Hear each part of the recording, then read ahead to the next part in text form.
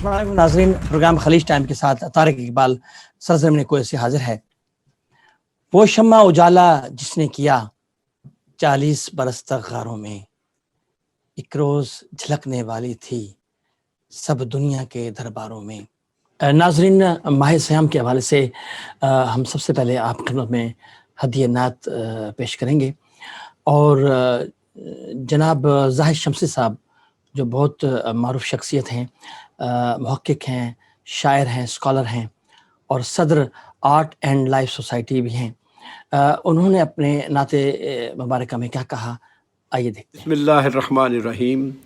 نہ سمجھا ہے نہ سمجھے گا یہ بیگانہ محمد کا صلی اللہ علیہ وآلہ وسلم، نہ سمجھا ہے نہ سمجھے گا یہ بیگانہ محمد کا، کہ اشکوں سے بھی جل جاتا ہے پروانہ محمد کا، کہ اشکوں سے بھی جل جاتا ہے پروانہ محمد کا۔ دلالت ہے عروج آدم خاکی پہ تابہ حشر، دلالت ہے عروج آدم خاکی پہ تابہ حشر، شب معراج وہ معراج پہ جانا محمد کا، شب معراج وہ معراج پہ جانا محمد کا صلی اللہ علیہ وآلہ وسلم۔ ملا کر مشک و عنبر اور آنسو آب زمزم میں، ملا کر مشک و عنبر اور آنسو آب زمزم میں، زباں دھو ڈال گر کہنا ہے افسانہ محمد کا صلی اللہ علیہ وآلہ وسلم۔ زباں دھو ڈال گر کہنا ہے افسانہ محمد کا۔ فرات دشت سے آتا ہے پانی اور پیتے ہیں، فرات دشت سے آتا ہے پانی اور پیتے ہیں، ابو ذر بھیج دیتے ہیں ہمیں کھانا محمد کا صلی اللہ علیہ وآلہ وسلم، ابو ذر بھیج دیتے ہیں ہمیں کھانا محمد کا۔ مجھے حیران ہو کر دیکھتے ہیں لوگ کیوں زاہد، مجھے حیران ہو کر دیکھتے ہیں لوگ کیوں زاہد، کبھی دیکھا نہیں لوگوں نے دیوانہ محمد کا، مجھے حیران ہو کر دیکھتے ہیں لوگ کیوں زاہد، کبھی دیکھا نہیں لوگوں نے دیوانہ محمد کا صلی اللہ علیہ وآلہ وسلم۔ نہ سمجھا ہے نہ سمجھے گا یہ بیگانہ محمد کا، کہ اشکوں سے بھی جل جاتا ہے پروانہ محمد کا صلی اللہ علیہ وآلہ وسلم۔ ناظرین، اس وقت ہمارے درمیان جناب حافظ الرحمان موجود ہیں، جو ان دنوں پاکستان میں ہیں۔ عرصہ دراز سے وہ کویت میں رہے، اور ہم ان سے پوچھیں گے کہ رمضان مبارک کا تقاضا کیا بنتا ہے، اور ایک مضبوط پاورفل کردار جو ہے وہ کس طرح ہونا چاہیے۔ بسم اللہ الرحمن الرحیم۔ معزز و محترم سامعین، رمضان ہم سے الوداع ہو رہا ہے، اور رمضان کا جو ہم سے تقاضا تھا وہ کیا تھا؟ رمضان کا مطلوب انسان کیسا ہونا چاہیے؟ رمضان کا ہم سے تقاضا ایک پاورفل شخصیت، پاورفل پرسنالٹی، ایک مضبوط کردار کا حامل انسان، جو رمضان کے گزرنے کے بعد بھی رمضان کی پیدا کردہ صفات کو جگہ جگہ پہ اجاگر کرتا رہے۔ ان صفات جو رمضان ہمارے اندر پیدا کرنا چاہتا ہے، ان میں پہلی صفت ہے عقیدے کی درستگی۔ عقیدے کی درستگی کا مطلب صراط مستقیم ہے، کہ جس راستے پہ ہم چل رہے ہیں اس کو شعوری طور پر ہم نے منتخب کیا ہے، استقامت کے ساتھ چلتے رہیں، اور ہمارے اندر یہ عقیدے کی درستگی اس قدر غالب ہو اور قوی ہو کہ ہم اللہ سے ہونے کا یقین اور مخلوق سے نہ ہونے کا یقین جو ہے وہ ہمیشہ ہمارے سامنے رہے۔ پہلا جو رمضان کا ہم سے تقاضا ہے وہ عقیدے کی درستگی ہے۔ دریائے نیل جون جولائی کے مہینوں میں خشک ہو جاتا تھا، اور زمانہ قدیم میں اس کے اندر ایک رسم یہ ادا کی جاتی تھی کہ ایک عورت کو بنا سنوار کے اس عورت کو رات اس دریا کے اندر ڈال دیا جاتا تھا، اور لوگوں کا عقیدہ یہ تھا کہ دریا ایک دیوتا ہے اور یہ قربانی مانگتا ہے، اور اگلے دن دیکھتے تھے اور پانی اس کے اندر بہ رہا ہوتا تھا۔ جب سیدنا عمر رضی اللہ تعالیٰ عنہ کی حکومت آئی تو انہوں نے آرڈر جاری کیا، اسلام جاہلیت کی ساری رسموں کو مٹانے کے لیے آیا ہے، اور ایک خط دریائے نیل کے نام لکھا، ایھا النیل، اے نیل، ان کنت تجری بامرک فلا نحتاج الیک، اگر تو اپنی مرضی سے بہتا ہے ہمیں تیرے پانی کی کوئی ضرورت نہیں ہے، اگر تو اللہ کی مرضی سے بہتا ہے تو ہم اللہ سے دعا کرتے ہیں کہ وہ تیرے اندر پانی جاری کر دے، اور اپنے گورنر کو حکم دیا کہ اس خط کو رات دریا کے اندر ڈال دینا۔ رات کو جب خط ڈالا گیا تو صبح لوگوں نے دیکھا کہ دریا پہلے سے بھی زیادہ روانی کے ساتھ بہہ رہا ہے، اور اس کے بعد وہ دریا خشک نہیں ہوا۔ یہ عقیدہ تھا مضبوط کہ اللہ سے ہونے کا یقین، اللہ چاہے گا تو تیرے اندر پانی جاری کرے گا، تو اللہ کی مخلوق ہے۔ تو رمضان کا پہلا تقاضا ہم سے یہ ہے کہ اپنے عقیدے کو مضبوط کریں، عقیدے کو درست کریں۔ دوسرا جو تقاضا تھا رمضان کا ہم سے، وہ یہ ہے کہ ایماندار بنیں۔ ہمارے مستمعین، ہمارے سامعین، ہمارے پیچھے نمازیں پڑھنے والے، ہمارے ساتھ بیٹھنے والے سارے کلمہ گو، ان کو ہم ایماندار ہی سمجھتے ہیں، ایماندار ہی ہیں، لیکن ایماندار بننے کا مطلب یہ ہے اپنے حق سے زیادہ نہ لیں، اور جس کے اوپر آپ کا حق نہیں ہے کبھی اس کے اوپر دعویٰ نہ کریں کہ یہ میرا ہے۔ یہی رمضان کا تقاضا ہے۔ لیکن صبح سے شام تک کی ٹریننگ کیا ہے کہ ایک چیز جائز ہے، حلال ہے، پڑی ہوئی ہے، لیکن اس ٹائم کے اندر آپ اس کو استعمال نہیں کر سکتے، اس لیے کہ آپ کو یہ حق دیا نہیں ہے، اور جب حق شام کے وقت مل جاتا ہے تو وہی چیز ہمارے لیے حلال ہو جاتی ہے۔ تو رمضان کا یہ دوسرا تقاضا تھا۔ رمضان کا تیسرا تقاضا جو ہم سے تھا وہ یہ ہے کہ اپنا رزق بانٹ کے کھائیں، اور یہ صفات رمضان کے بعد ہمارے اندر نظر آنی چاہیے۔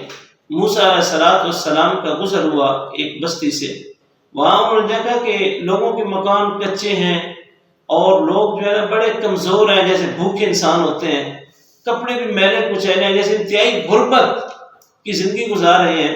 تو موسیٰ علیہ السلام نے ان سے پوچھا، انہوں نے کہا کہ جناب بات یہ ہے کہ ہمارے تو یہی حالات ہیں، آپ اللہ کو جا کے کچھ تھوڑی سی ہماری بھی گزارش کر دینا، اپیل کر دینا، جب آپ ہم کلام ہوں گے اللہ ہمیں بھی رزق دے۔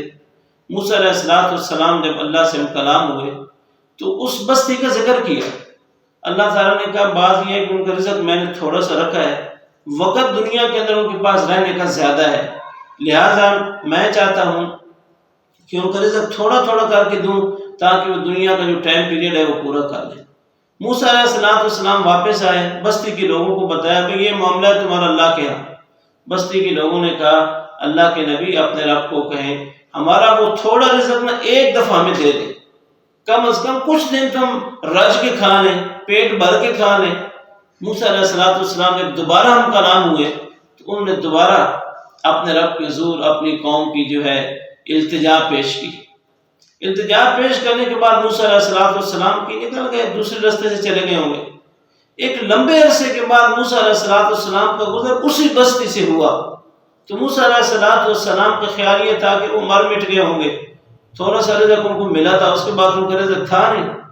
لیکن موسیٰ علیہ السلام حیران رہ گئے جب انہوں نے دیکھا نا کہ وہ بستی خوشحال ہے، پکے مکان ہیں، بہترین کپڑے ہیں، جی صحت مند لوگ گھوم پھر رہے ہیں۔ تو آپ نے پوچھا تمہیں کیا ہوا؟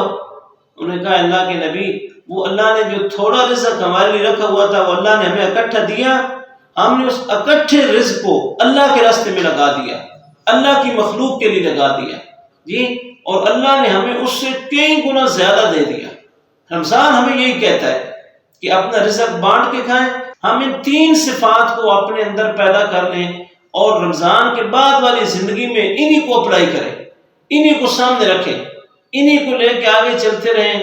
عقیدے کی درستگی، جی، سچا ایمان اور مضبوط ایمان، اور رزق بانٹ کے کھائیں، یہ وہ تین بنیادی رمضان کے تقاضے ہیں جو ہم اپنے اندر پیدا کر لیں گے تو انشاءاللہ پوری زندگی جو ہے وہ ہم صراط مستقیم پہ ایمان کے ساتھ چلتے رہیں گے اور لوگوں کے درمیان رہیں گے۔ اللہ تعالیٰ رمضان کے بعد والی زندگی جو ہے اس کو اسی طرح سنہرا بنا دے جس طرح رمضان کے اندر ہم اپنے رب کے حضور حاضر ہوتے رہیں۔ والسلام علیکم ورحمۃ اللہ وبرکاتہ۔ آج ہم ماہ سیام کے حوالے سے بات کر رہے ہیں اور کچھ ہم عید کے حوالے سے بات کریں۔ اس وقت ہمارے درمیان میری بہت ہی یعنی معتبر شخصیات ہیں، اور پاکستان سے اس وقت طارق اعجاز صاحب ہیں، پروفیسر طارق اعجاز صاحب ہیں، جو کسی تعارف کے محتاج نہیں، ماشاءاللہ اسکالر ہیں، اور مختلف ان کے سیمینارز وغیرہ میں ہوتے رہتے ہیں، اس میں پارٹیسپیشن بھی ہوتی ہے، مختلف چینلز پہ بھی آتے ہیں. سر آپ کا بہت شکریہ، آپ نے ہمیں جوائن کیا. ویلکم جی، السلام علیکم. بہت شکریہ نوازش، آپ نے انوائٹ کیا اس پروگرام کے لیے. ہمارے دوسرے پارٹیسپینٹ ہیں جناب عدنان احمد صاحب، یہ بھی ماشاءاللہ اسکالر ہیں، بہت اچھا کویت میں ان کا نام ہے. عدنان، آپ کا بہت شکریہ، آپ نے ہمیں جوائن کیا. بہت شکریہ. تو سر میں بغیر تحمید کے آپ سے یہ جو میرا موضوع ہے اس سلسلے میں آپ سے میں بات کرنا چاہوں گا، لیکن آپ کے کچھ میں نے ویڈیوز وغیرہ دیکھے ہیں، آپ نے انگلش میں کچھ اپنے ماشاءاللہ بڑے زبردست خطابت بھی کی ہیں، اور کچھ آپ کے جو میں نے ویڈیو کلپس دیکھے ہیں، اس سے مجھے پتہ لگتا ہے بڑی اچھی چیزیں ملی کہ حضور صلی اللہ علیہ وسلم کی زندگی کے حوالے سے، ان کے حسن خلق کے حوالے سے آپ ہمیں ذرا بتائیں، اردو میں بتائیں. ہمارے جو ناظرین اس وقت دنیا کے 150 ممالک میں لائیو پروگرام دیکھ رہے ہیں، وہ آپ کی گفتگو سے مستفید ہوں. جی بسم اللہ الرحمن الرحیم. اللہم صلی علی سیدنا و مولانا محمد وعلی آلہ و صحبہ وبارک وسلم. محترم طارق اقبال صاحب، آپ کے چینل سے جو آپ نے پہلا کوشچن کیا ہے، نو ڈاؤٹ کہ یہ، میں اگر یہ کہوں کہ یہ رمضان المبارک کے مہینے کے ساتھ یہ پرٹیننٹلی ریلیونٹ ہے، یعنی ہماری جو عبادات ہیں، سب معمولات ہیں، اس کا آؤٹ پٹ، اس کا رزلٹ جو ہے وہ اخلاق کی صورت میں نکلتا ہے. اور آپ نے پوچھا سوال کہ رسول اکرم صلی اللہ علیہ وآلہ وسلم کی ذات اقدس جو آپ کا اخلاق کریمانہ تھا، وہ اس حوالے سے تو عرض یہ ہے کہ آپ کی ذات مبارکہ وہ ہستی ہے کہ جن کے اخلاق کی شہادت خود رب کائنات نے سورہ قلم کے اندر عطا فرمائی ہے. وَإِنَّكَ لَعَلَى خُلُقٍ عَظِيمٍ. اے میرے محبوب صلی اللہ علیہ وآلہ وسلم، اگر اخلاق کا کوئی اعلیٰ ترین درجہ ہو سکتا ہے جو انسان کی سمجھ اور اس کے فہم کے اندر آ سکے، وہ ہائیسٹ کیریکٹر جو ہے نا وہ اخلاق کا، وہ آپ کی ذات پاک کے اندر ہے. اب سوال یہاں سے ہم سیدہ عائشہ الصدیقہ رضی اللہ تعالیٰ عنہ سے لیں گے کہ آپ ام المؤمنین، آپ یہ ارشاد فرما دیجئے کہ آقا علیہ الصلوۃ والسلام کا اخلاق مبارک کیسا تھا. گھر والی ہیں تو آپ نے جواب یہ ارشاد فرمایا کہ کان خلقہ القرآن. حضور پاک صلی اللہ علیہ وآلہ وسلم کا اخلاق پورے کا پورا قرآن حضور کا اخلاق ہے. مطلب کیا ہے؟ اب مطلب کیا ہے؟ قرآن حضور کا اخلاق ہے. اب قرآن کو پڑھیے الحمد سے لے کر والناس تک. طارق صاحب، قرآن کریم کے اندر اخلاقیات کی بہت ساری تعلیمات عطا فرمائی گئی. مثال کے طور پر سخاوت ایک حسن خلق ہے، اخلاق کی خوبی ہے. اب ہم یہی سوال بارگاہ مصطفیٰ میں دیکھتے ہیں حضور کی ذات اقدس کے اندر اس اخلاق کی جھلک، تو ہمیں یہ پتہ چلتا ہے کہ رسول پاک صلی اللہ علیہ وآلہ وسلم اجود الناس، تمام انسانیت سے سب سے بڑھ کر سخی آقا علیہ الصلوۃ والسلام کی ذات اقدس تھی. اور یہاں تک کہ جو کچھ مال غنیمت، مال و دولت آپ کے در اقدس پہ آتا تو رات اپنے بستر پر تشریف نہ لے جاتے جب تک کہ وہ غریبوں میں بانٹ نہ دیتے. آگے چلیے، قرآن نے کہا خذ العفو وامر بالعرف واعرض عن الجاہلین. یہ بھی اخلاقی خوبیاں ہیں، معاف کر دینا، درگزر کر دینا. اور جو جاہل ہیں، جو لوگ بغیر کسی وجہ سے الجھنا چاہتے ہیں، اس سے صرف نظر کر دینا، یہ اخلاق کی خوبیاں ہیں. کسی بھی شخص کا یہ اخلاق ہو سکتا ہے. آئیے رسول پاک صلی اللہ علیہ وسلم کی حیات مبارکہ کے اندر ان خوبیوں کی جھلک ذرا دیکھیں. خذ العفو، معاف فرما دیجئے. اب حضور پاک صلی اللہ علیہ وآلہ وسلم کی حیات مبارکہ میں یوں تو معافی کے درجنوں سینکڑوں گوشے ہیں جو آپ نے قدم بقدم لوگوں کو ان کی خطاؤں پہ معاف فرمایا. سب سے بڑی مثال معاف کرنے کی وہ فتح مکہ کے دن ہے جب 10,000 کا لشکر آپ کے ارد گرد ہے اور مکہ والے آج سرنڈر کیے ہوئے ہیں ان کے پاس کچھ بھی نہیں ہے. دنیا کے حکمرانوں کا اصول ہوتا تو آج ان کی گردنیں کاٹ دی جاتی. آج وہ سرنڈر کیے ہوئے تھے, ان کی کوئی جائے پناہ نہیں ملتی تھی, مگر ان کو بھی معلوم تھا دشمن ہو کر بھی کہ یہ وہ ہستی ہے جو معاف فرمانے والی ہے, اس سے زیادہ عمدہ اخلاق کسی کا نہیں ہے. تو جب انہوں نے پوچھا حضور آج ہماری قسمت میں کیا ہے, فرمایا لا تثریب علیکم اليوم وانتم الطلقاء, آج تمہارے لیے کوئی بھی نہیں ہے. 13 سال جو کچھ کیا تم نے وہ تمہارا کردار تھا, اور میرے مصطفیٰ کریم کا کردار آج یہ ہے کہ تم نے میرے قتل کے منصوبے بنائے, سوشل بائیکاٹ کیا, مکہ سے نکال دیا, ہر چیز کے اوپر میرے صحابہ کو ظلم و ستم کا نشانہ بنایا, میرے اوپر اونٹوں کی اوجری ڈالتے رہے. یہ سارے کا سارا تمہارا کیریکٹر تھا مکہ وارو, مگر میں محمد ہوں, اخلاق کے اعلیٰ ترین مرتبے کے ساتھ آیا ہوں. میں ساری چیزوں کو صرف نظر کرتے ہوئے ایک ہی جملہ کہوں گا, جیسے میرے بھائی یوسف نے اپنے بھائیوں سے کہا تھا میں نے تمہیں معاف کیا, میں بھی تمہیں مکہ والوں کو کہتا ہوں میں نے تمہیں معاف کیا.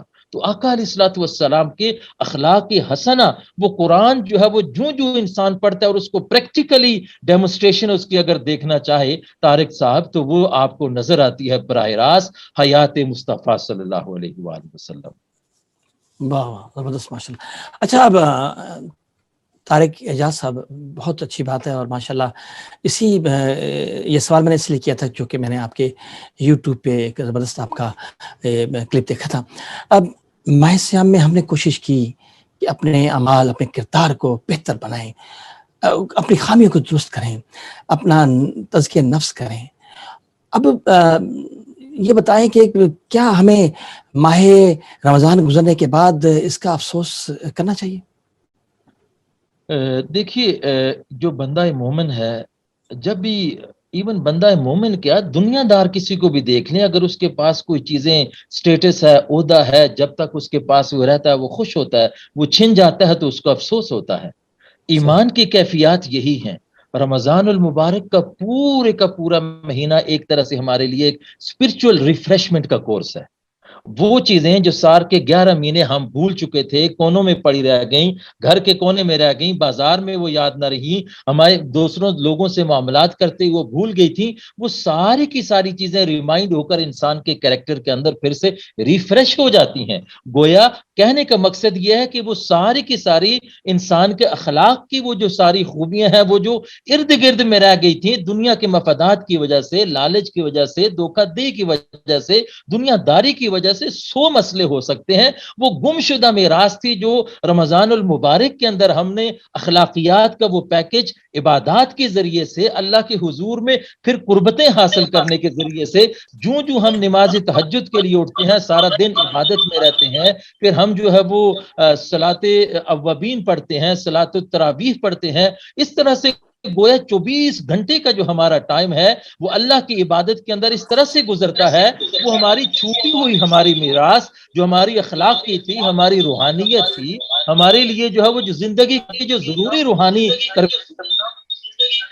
تو میں یہ عرض کر رہا تھا, آپ یہ فرما رہے تھے کہ کیا انسان کو افسوس ہونا چاہیے.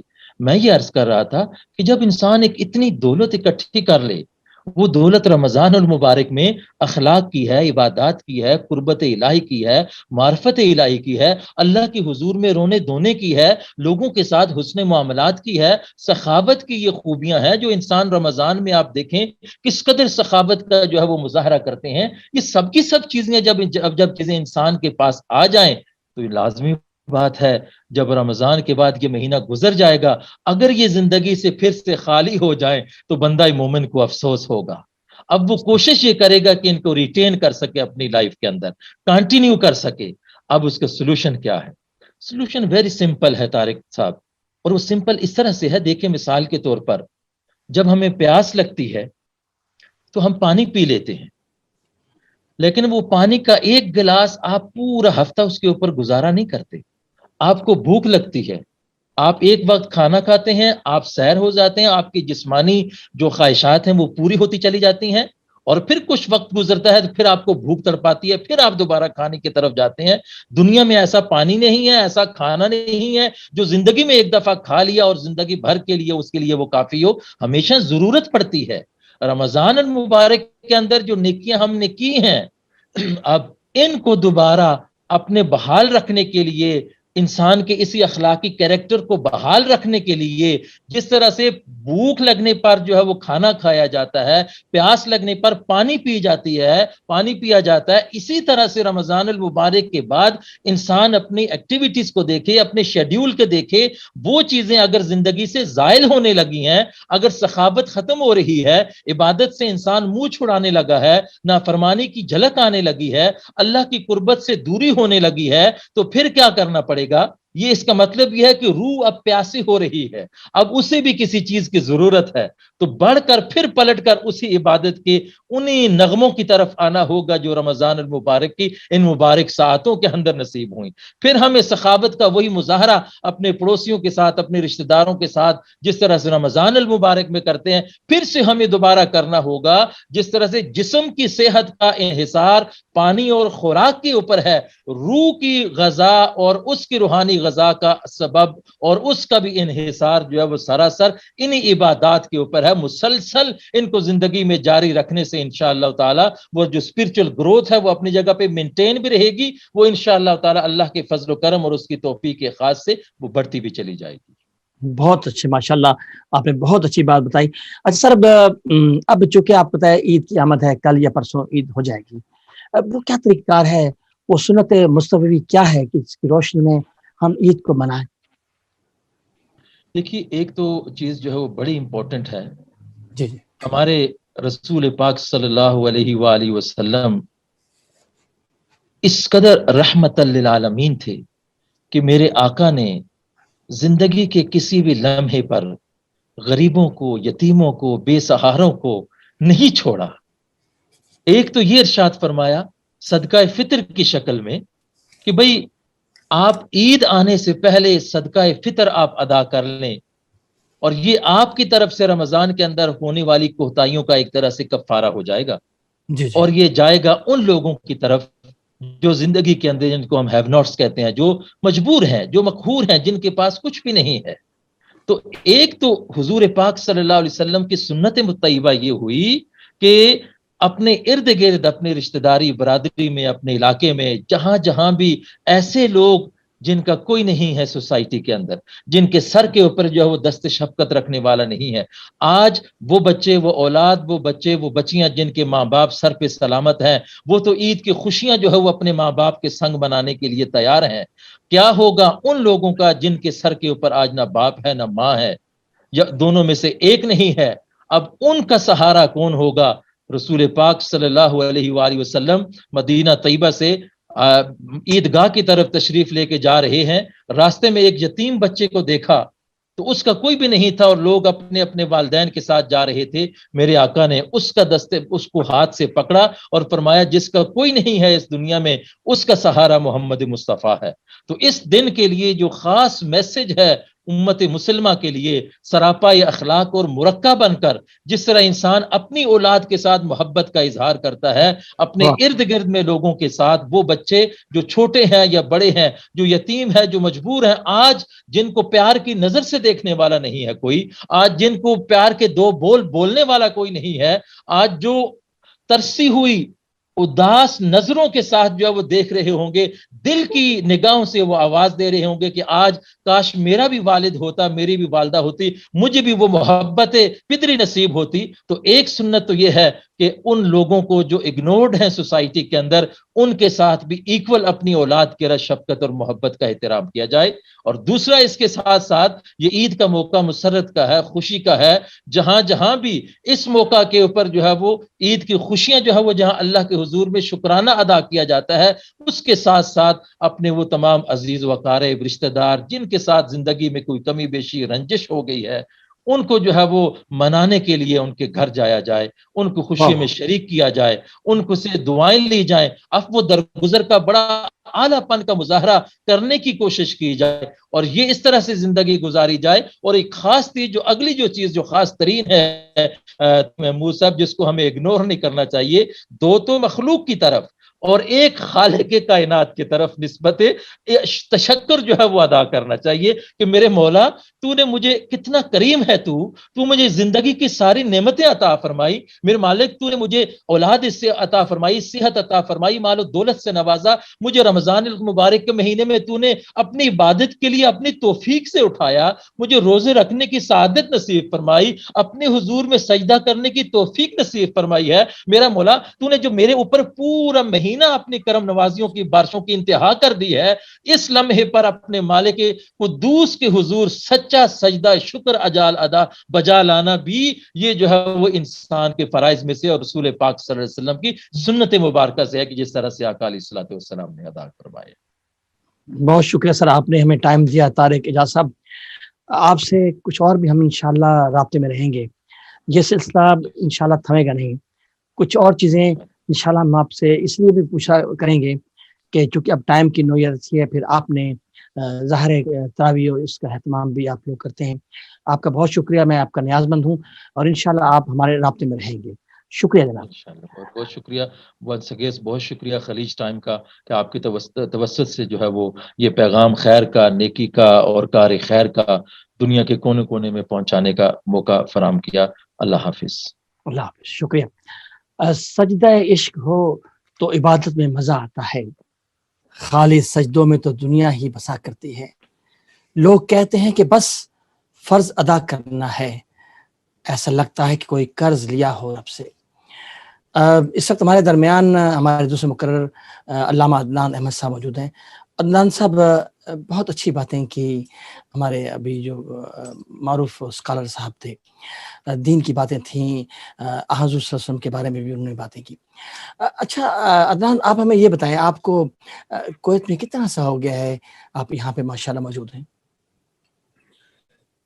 کویت میں 2007 میں آیا تھا، تو اندازہ کر لیں آپ کہ بن جاتے ہیں کوئی 13 سال بن جاتے ہیں۔ اچھا ماشاءاللہ۔ تو آپ منہاج القرآن یونیورسٹی سے آپ فارغ التحصیل ہیں؟ جی بالکل، الحمدللہ۔ ماشاءاللہ۔ اچھا وہاں کی جو یہ ہے کہ جہاں وہ تعلیم دی جاتی ہے کن کن علوم پہ، کیونکہ مجھے کویت میں کچھ لوگ پوچھ رہے تھے کہ وہاں کی کس طرح کی تعلیم صرف دینی حد تک ہے یا وہاں پہ کوئی اور ٹیکنالوجی یا اور چیزیں بھی، وہاں میڈیکلز کے حوالے سے بھی کچھ تعلیم دی جاتی؟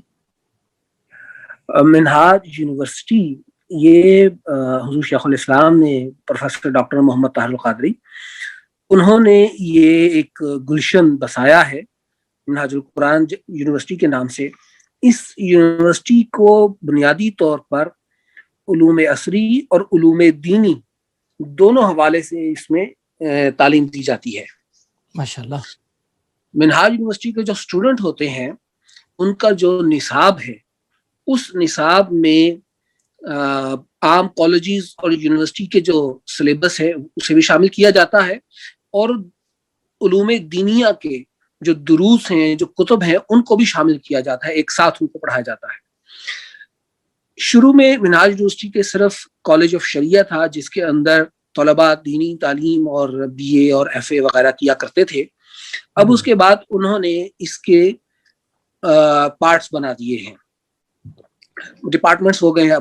اب کالج آف شریعہ ایک علیحدہ ڈپارٹمنٹ یونیورسٹی کا، اس کے ساتھ کمپیوٹر کالج بھی ہے، اس کے ساتھ لا کالج بھی ہے، اس کے ساتھ اب دیگر جو علوم ہیں جن کے اندر سائنسز بھی آتی ہیں جیسے FSC ہے، میڈیکل سائنسز وغیرہ، اس کے علیحدہ سے کالج بنا دیے گئے ہیں۔ تو جو طلباء کالج آف شریعہ سے تعلیم حاصل کرنا چاہتے ہیں وہ کالج آف شریعہ میں جانا چاہتے ہیں ادھر چلے جائیں، اور جو داخلہ لینا چاہتے ہیں MBA وغیرہ کے حوالے سے، لا کرنا چاہتے ہیں یا وہ دیگر علوم حاصل کرنا چاہتے ہیں، سائنسز کی طرف جانا چاہتے ہیں، تو وہ دوسرے علوم بھی حاصل کر سکتے ہیں۔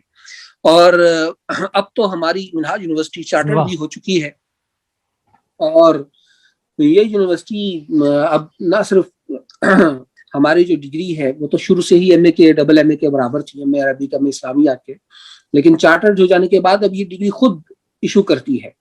پہلے اسے ریکگنائز کروانا پڑتا تھا، اب یہ خود ایشو کرتی ہے۔ MA کی ڈگری، BA کی ڈگری بھی خود ایشو کرتی ہے۔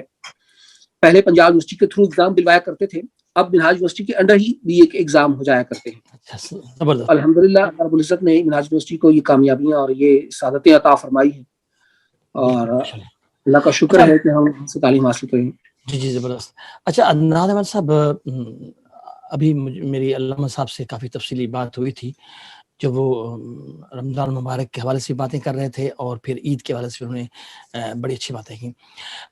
روحانی ثمرات کے حوالے سے آپ ہمیں یہ بتائیں کہ رمضان مبارک میں جو ہمیں ایک طاقت ملی, ہمیں ایک پاور ملی, اب اس کو قائم رکھنے کے لیے ہمیں کون سے ایسے چیزیں ہیں جس پہ ہم عمل کریں گے تو اپنی باقی مہینے بڑی آسانی سے گزار سکیں گے؟ جی دیکھیے, رمضان کا مہینہ بڑی برکتوں اور سعادتوں والا مہینہ ہوتا ہے. اس مہینے کو جو دوسرے مہینوں سے جو چیزیں ممتاز کرتی ہیں, جو باتیں ممتاز کرتی ہیں, وہ شیطان کو پابند سلاسل کر دیا جانا ہے. بے شک. وہ اجر و ثواب میں کئی گنا اضافہ کر دیا جانا ہے, جو اس کو دیگر مہینوں سے ممتاز کرتا ہے.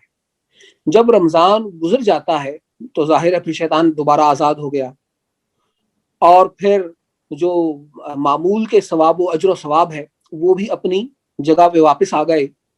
تو اس کیفیت کو جو رمضان میں موجود ہے اس کو قائم رکھنے کے لیے, اس کو اپنے اندر ان محسوسات کو قائم رکھنے کے لیے پھر ہمارے لیے ضروری ہو جاتا ہے کہ جب رمضان گزر جائے تو جو معمولات ہم نے رمضان میں رکھے تھے وہی معمولات ہم باقی ایام میں بھی رکھیں, باقی مہینوں میں بھی رکھیں. جب ہم وہی کیفیات لے کر جو رمضان میں موجود تھیں وہی کیفیات ہم جب لے کر اگلے مہینوں میں داخل ہوتے ہیں, دوسرے مہینوں میں داخل ہوتے ہیں, تو پھر ہمیں پھر وہی معمولات وہی قائم رکھتے ہیں, تو ہمیں وہی ثمرات ملتے ہیں جو رمضان مبارک میں ہمیں میسر آئے تھے. دیکھیں, کیفیت بنتی ہے عبادت کرنے سے, کیفیت بنتی ہے انسان کے رجوع اللہ ہو جانے سے, کثرت کلام پاک ہو, کثرت سجود ہو, کثرت عبادات ہو. وہی سلسلہ جب ہم باقی ایام میں رکھتے ہیں, کثرت سجود کرتے رہیں, راتوں کو اسی طرح قیام کریں, اسی طرح تہجد کے وقت اٹھیں اور پھر رب کی بارگاہ میں گریہ وزاری کریں, اسی طرح رب کو پکاریں جیسے ہم ماہ رمضان میں پکارا کرتے تھے, تو اللہ پاک کے جو ثمرات ہمیں رمضان المبارک میں عطا فرماتا ہے وہی ثمرات پھر ہمیں باقی ایام میں بھی عطا فرما دیتا ہے. یہ رب کی خاص عنایت اور شفقت ہوتی ہے, ورنہ نہ تو شوال میں اور نہ ہی ذکر اور ذوالحج اور باقی جو مہینے ہیں ان میں جنوں کو پابند سلاسل کیا جاتا ہے, شیاطین کو پابند سلاسل کیا جاتا ہے, شریروں کو, تو ان کو پابند سلاسل نہ ہونے کے باوجود جب بندہ رب کی بارگاہ کی طرف جھک جاتا ہے اور وہی گریہ وزاری, وہی الحاق کے ساتھ وہی رب کی بارگاہ میں جستجو کرتا ہے, تو رب تعالیٰ کی شفقتیں بھی پھر اسی طرح برستی ہیں جیسے ماہ رمضان میں برسا کرتی ہیں. واہ واہ سبحان اللہ. یہ اچھا کیفیت کو قائم رکھنے کا ایک طریقہ ہے. زبردست. اچھا, اب بہت اچھی بات کی آپ نے. میں چونکہ پروگرام کا فارمیٹ ایسا ہے کہ اس میں اب ٹائم کا تھوڑا سا وہ ہے, میں آپ سے پروگرام ختم ہونے سے پہلے یہ پوچھوں گا کہ اب جو عید آنے والی ہے, کل ہو یا پرسوں ہو, ابھی تک اعلان نہیں ہوا, پھر بھی آپ بتائیں کہ ہم لوگوں کو سب سے اہم کام عید پہ آپ کیا پیغام دیں گے اپنے مسلمان بھائیوں کو جو کویت میں بھی ہیں اور جو پاکستان میں بھی ہیں؟ جی ماشاء اللہ طارق صاحب, یہ بڑا اہم سوال کیا آپ نے, بہت اہم بات کی ہے. عید آتی ہے تو عید کا مترادف معنی ہی خوشیاں ہیں, عید کا معنی ہی خوشیاں ہیں. عید آنا جیسے کوئی خوشی آ جاتی ہے بندے کو, لیکن آپ یقین کیجئے جب ہم یہی بات سیدنا عمر فاروق رضی اللہ تعالیٰ عنہ سے پوچھتے ہیں کہ وہ عید کیسے مناتے ہیں, تو ان کے گھر صحابہ جاتے ہیں عمر فاروق رضی اللہ تعالیٰ عنہ کے, اور پوچھتے ہیں, دروازہ دستک دیتے ہیں کہ ہم عید ملنے آئے ہیں. تو سیدنا عمر فاروق رضی اللہ تعالیٰ عنہ جواب دیتے ہیں کہ میں کیسے عید منا لوں, مجھے تو یقین نہیں کہ پتہ نہیں میری اعمال جو میری عبادات کی ہیں رمضان میں وہ قبول بھی ہوئی ہیں کہ نہیں ہوئی. اللہ. اور سیدنا عمر فاروق رضی اللہ تعالیٰ عنہ اس قدر جلیل القدر صحابی کہ جن کی نیکیاں بھی آسمان کے ستاروں سے بھی زیادہ ہوں, وہ جب یہ بات کر رہے ہوں کہ جن کا درجہ بھی صحابہ کرام میں دوسرے نمبر پر آتا ہو, جب وہ یہ بات کر رہے ہوں تو اندازہ کر لیجئے کہ ہمارا مقام کیا ہے، ہم کہاں کھڑے ہیں۔ ہم تو عید منانے کا حق تو اسے ہوتا ہے کہ جس کے اعمال بھی مقبول ہو گئے ہوں۔ عید تو خوشی کا موقع ہے، کوئی شک نہیں اس میں، اور تمام مسلمانوں کو کہ عید کے دن خوشیاں ہی منانا چاہیے، کہ آقا دو جہاں علیہ الصلوۃ والتسلیم نے خود فرمایا کہ زمانہ جاہلیت میں جو 2 دن تم لوگ خوشی منایا کرتے تھے، اللہ پاک نے ان خوشی کے دنوں کو عید الفطر اور عید الاضحیٰ کے ساتھ بدل دیا ہے۔ تو میں یہی پیغام دوں گا اور یہی درخواست کروں گا تمام امت مسلمہ سے کہ عید کے دن یہ چونکہ روزہ رکھنا منع کر دیا گیا ہے کہ یہ عید کا دن ہے اور اس دن خوشی منانی ہے، اور خدا علیہ الصلوۃ والتسلیم نے حکم فرمایا کہ جو ہم خوشی کے لیے، جو زمانہ جاہلیت کے اندر خوشی کے لیے جو کام، جو کھیل کود کیا کرتے تھے، ان کے لیے اللہ پاک نے ہمیں عید الفطر عطا فرماتی ہے۔ لیکن یہ عید الفطر اس کو منائے بھی تو اس طریقے کے ساتھ منائے کہ جب ہم اس کو منائے تو اللہ پاک بھی خوش ہو جائے اور کہے کہ واہ میرا بندہ کتنا عالی شان ہے، کس قدر یہ مجھ سے محبت کرتا ہے کہ خوشی کا موقع ہے اور پھر بھی مجھے یاد رکھتا ہے۔ وہ شاعر نے کیا خوب کہا ہے کہ ظفر آدمی نہ کہیے، جس کا مفہوم ہے کہ ظفر اسے نہ آدمی کہیے کہ جسے عیش میں خوف خدا نہ ہو اور جسے تیش میں یاد خدا نہ ہو۔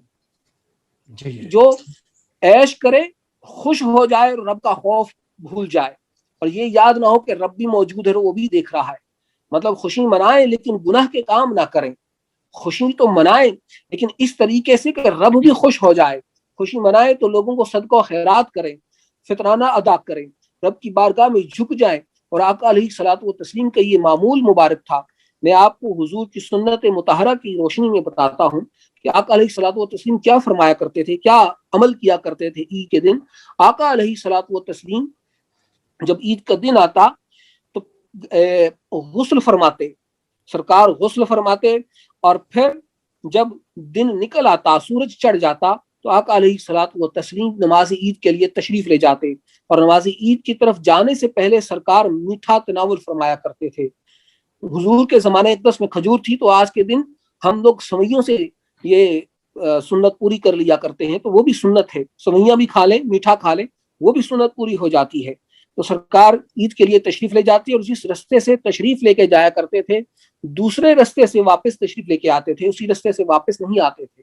اور جب جاتے گھر سے نکلتے تو تکبیر کہا کرتے تھے، اللہ اکبر اللہ اکبر لا الہ الا اللہ واللہ اکبر اللہ اکبر وللہ الحمد۔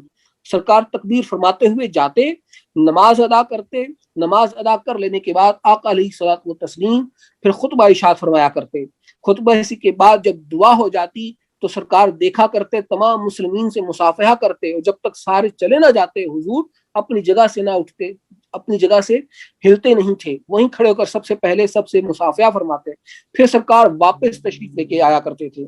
تو یہ آقا علیہ الصلوۃ والتسلیم کا معمول مبارک تھا، اور حضور علیہ الصلوۃ والتسلیم صحابہ کرام کو بتاتے ہیں کہ اس دن جو بہترین لباس ہوتا وہ آپ پسند فرماتے، اسے پہنا کرتے تھے عید کے دن، اور گھر میں رہتے اپنے بچوں کے ساتھ اور اپنے اہل خانہ کے ساتھ مل کر خوشیاں مناتے تھے۔ یہ آقا علیہ الصلوۃ والتسلیم کا معمول تھا۔ ماشاءاللہ، بہت شکریہ علامہ عدنان صاحب، آپ کا بہت شکریہ۔ ناظرین، عید آنے والی ہے، خوشیاں آنے والی ہیں۔ اس عید کو منانے کا طریقہ یہی ہے کہ ہم نے جو رمضان الکریم میں اللہ تعالیٰ کا ذکر کیا، کچھ حاصل کیا، کچھ سیکھنے کی کوشش کی، اب وہ وقت آ گیا ہے، اب وہ وقت ہم نے اس پہ عمل کرنا ہے، اپنے آپ کو بہتر انسان بنانا ہے، اور بہتر انسان اس وقت انسان بنتا ہے جب وہ اللہ تعالیٰ کی، جیسے ابھی عدنان صاحب نے بتایا، کہ اپنے آپ کو ڈھال لے، اپنے آپ کو اختیار کر لے، ان چیزوں میں جائے، نیک کاموں میں جائے، تو یقینی طور پر اس کے لیے دنیا آخرت بہترین ہو جائے گا۔ آپ سب کا بہت بہت شکریہ، اجازت چاہتا ہوں، اللہ حافظ۔